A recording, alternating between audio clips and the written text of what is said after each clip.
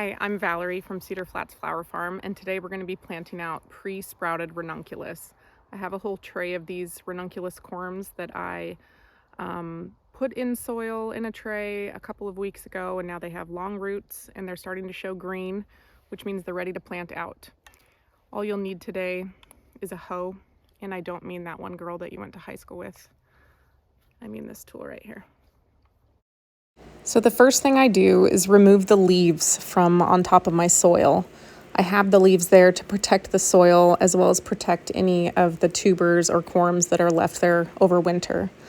Then I grab the hoe and I start just loosening up the soil where I want to plant. The ranunculus I cover the roots, but I don't bury them deep.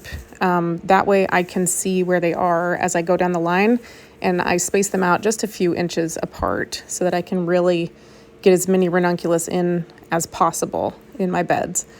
You can put them further apart if you want them more spaced out, or you can put them pretty close together and they'll be just fine. After they're all in there, I cover them lightly with soil.